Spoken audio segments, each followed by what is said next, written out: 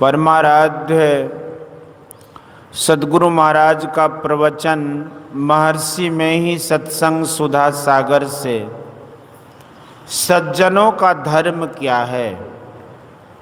प्यारी जनता, आप लोग और संसार के लोग पूर्ण शांति पूर्वक रहना चाहते हैं। मनुष्य ही क्या, संपूर्ण प्राणी सुख पाने की इच्छा करते हैं, चेष्टा करते हैं, किंतु पूर्ण संतुष्टि नहीं होती। संसारिक सुख में दौड़ते हैं और पूर्ण संतुष्टि चाहते हैं, यह हो ही नहीं सकता। आप इतिहास पुराण पढ़कर देखिए, कोई भी इस विषय सुख में पूर्ण सुखी और संतुष्ट नहीं हुए। इसलिए संतों ने कहा कि परम सुख शांतिमय सुख चाहते हो तो वह परमात्मा में है। उसको प्राप्त किए बिना पूर्ण सुख नहीं मिलेगा। इसलिए आप लोगों को नवधा भक्ति सुनाई गई। संतों ने कहा कि भक्ति करो और कोई कर्म करो तो उससे ईश्वर नहीं मिलेंगे, भक्ति करने से ईश्वर मिलेंगे। इसलिए आप लोगों को भक्ति का विषय सुनाया। बहुत धन, प्रतिष्ठा, हुकूमत मिल गई, किंतु इसमें सुख नहीं। यह महा जंजाल है। प्रबंधकर्ता हैरान रहते हैं, किंतु फिर भी जैसा चाहते हैं वैसा कर नहीं पाते। श्री राम देव प्रेरणा से जंगल को चले गए। माता कैकेयी और राजा दशरथ का कोई दोष नहीं। काहू न को सुख दुख कर दाता, निज कृत कर्म भोग सुन भ्राता। श्री राम जंगल में घूमते थे। वे जीव कोटि के नहीं थे, ईश्वर कोटि के थे। संसार में सज्जनों के कल्याण के लिए, दुष्टों के दमन करने के लिए आए थे। रावण के द्वारा सीता जी का हरण हुआ। ऐसा होने से रावण के साथ दुष्ट आए और श्री राम के द्वारा सबका दमन हुआ। मातंग ऋषि के रहने का स्थान जंगल में था।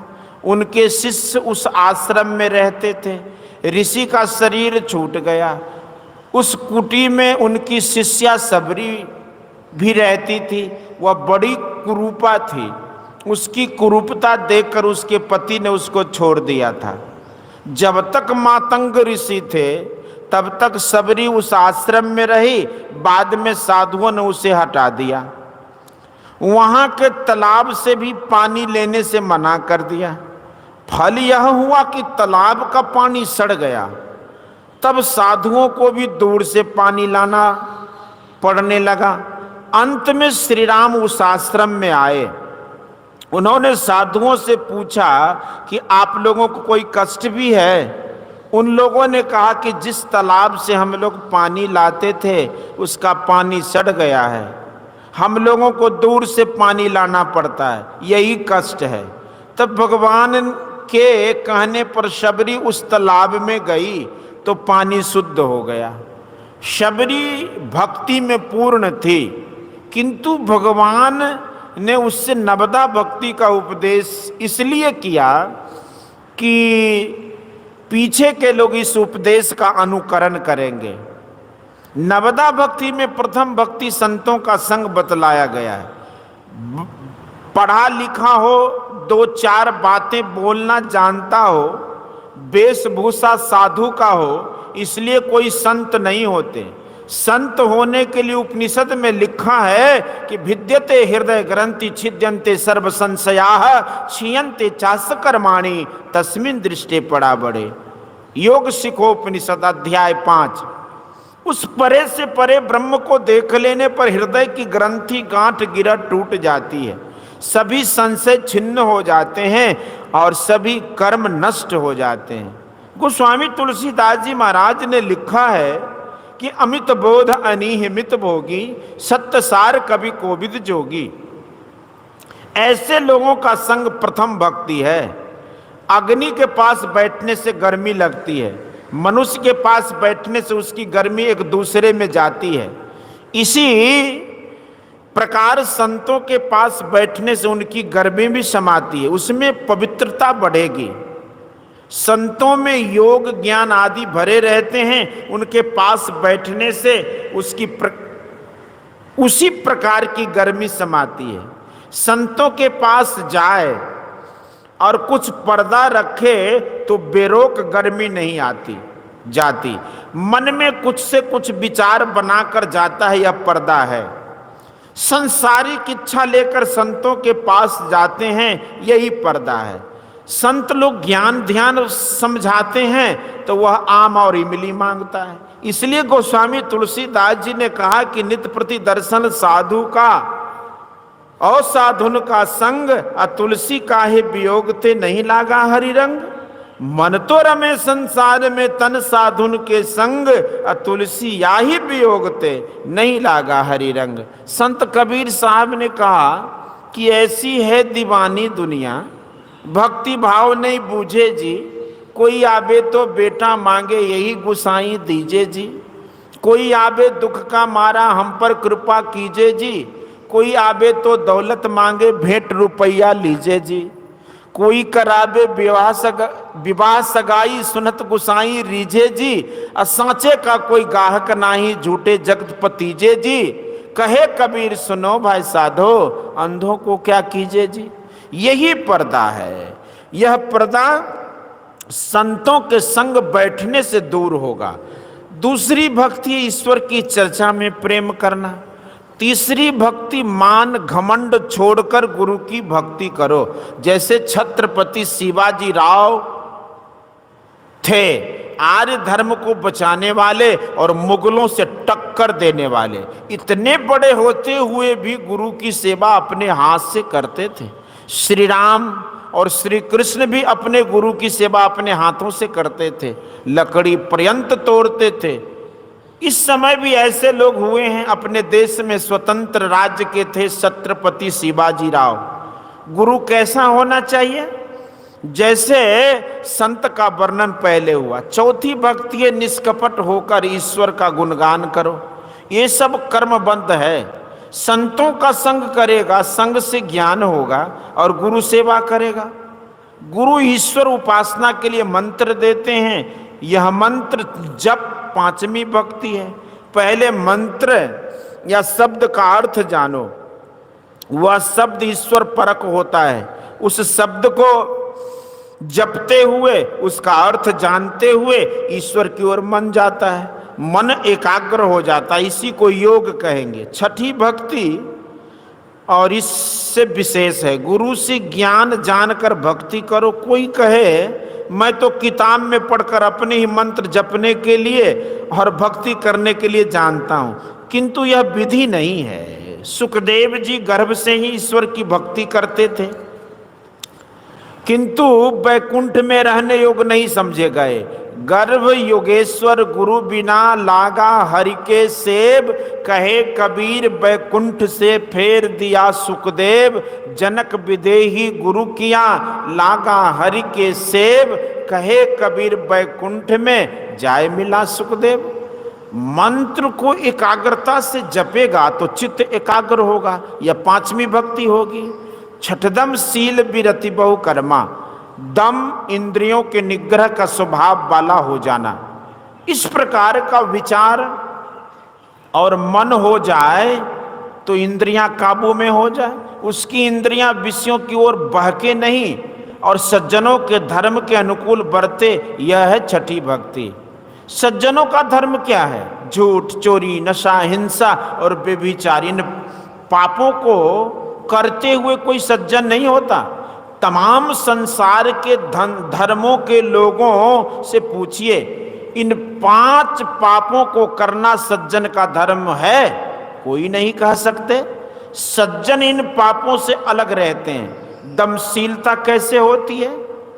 गुरु महाराज की कृपा ने मुझे जैसा ज्ञान दिया है वह यह है, सुनिए। इंद्रियों का सूत्र मन तक और मन का सूत्र इंद्रियों तक है। मन चलेगा तो इंद्रियां चलेंगी, नहीं तो नहीं। आप कहिए कि फलानी चीज चाहिए, आप आंख से देखते हैं तब कहते हैं कि फलानी चीज चाहिए। आप एक ओर देखिए और कान दूसरी ओर रखिए, या मन किसी दूसरी बात को सोचे, तो किसी के पूछने पर कि आपने क्या क्या देखा तो ठीक ठीक कह नहीं सकते। लड़के कॉलेज में पढ़ने जाते हैं, प्रोफेसर शिक्षा देते हैं, लड़के का मन यदि दूसरी ओर रहा तो प्रोफेसर का लेक्चर सुन समझ नहीं पाते। इंद्रियों का निग्रह कैसे होगा? अब सोचिए कि मन सूत्र जो इंद्रियों में फैला हुआ है, उस सूत्र को उस ओर फिरा ले जिस ओर से इसका विखार होता है। ऐसा होने से फिर विखार नहीं होगा, तभी दमन होगा और शास्त्रों का दम कहलावेगा। यह कैसे होगा? मन का सूत्र कैसे घूरेगा?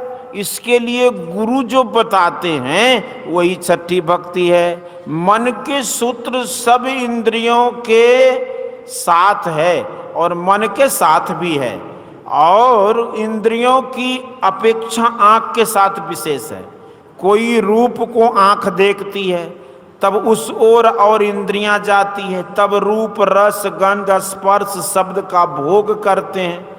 किसी पुष्प की गंध नासिका को लगी, इसी से संतुष्ट नहीं होता, आंख से देखे बिना मन नहीं मानता। आंख का सूत्र फेरिए तो सब सूत्र आप ही फिर जाएंगे। दाईं बाईं आंखों की धारों को मिलाकर एक ओर फेरिए, यही है दृष्टि साधन। इसको सुनकर मत कीजिए, इसको सुनकर मत कीजिए। आंख को उल्टा पुल्टा देने से आंख खराब हो जाएगा, इसलिए जानकार से जानिए। यहाँ मन इंद्रियों के संग संग साधन होता है, यह है दम। सातवीं भक्ति आती है मनोनिग्रह, इसको शम कहते हैं। पहले दम शब्द आता है, इसलिए यहाँ शम लिया है, शम नहीं। जहाँ दम और शम है वहाँ सम आ ही जाएगा। सम माने बराबर, भेद रहित। शम होने से सम होगा, शम के बिना सम नहीं हो सकता। इंद्रियों के निग्रह के लिए शांभवी मुद्रा या दृष्टि योग करने कहा। जब तक आपके अंदर कुछ संकल्प विकल्प है तब तक मन है।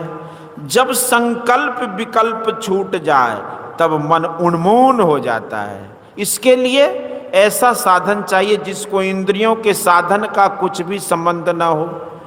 जब इतना हो जाएगा तब स्थूल को कौन कहे, सूक्ष्म विषय भी छूट जाएगा। तब कारण रहेगा, कारण कहते हैं बीज को। उस कारण माया में उसका स्वरूप शब्द है।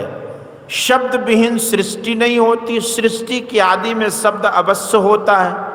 सृष्टि की आदि में शब्द है, उसका सहचर कंप है, कारण शब्द रूप है। उस शब्द को जब कोई ग्रहण करता है तब उसकी वृत्ति संसार मुखी नहीं रहती, ईश्वर मुखी हो जाती है और शम को प्राप्त करके सम हो जाता है। यही सातवीं भक्ति है। मुनियों के शब्द में नादानुसंधान कहते हैं। इसके समान और दूसरी साधना में लय नहीं होता। न नाद सदृशो लय, इसमें नाद साधना होगा। इसको इस ज्ञान से, इस कान से नहीं सुन सकते, सुरत सुनती है। शम का साधन नादानुसंधान है। आठवीं भक्ति है जो मिल जाए उसी में संतुष्ट रहना है। जो सम को प्राप्त किया है उसको यथा लाभ संतोष होगा ही, दूसरे का दोष वह क्यों देखेगा। हाँ, यदि पहले से ही भी ऐसा हिसाब लगावे कि जो मिले उसमें संतुष्ट रहे तो बहुत अच्छा है। कोई आशा करे कि सातवीं भक्ति करके समता प्राप्त करके ऐसा कर लेंगे तो ऐसा उसके लिए बहुत मुश्किल होगी।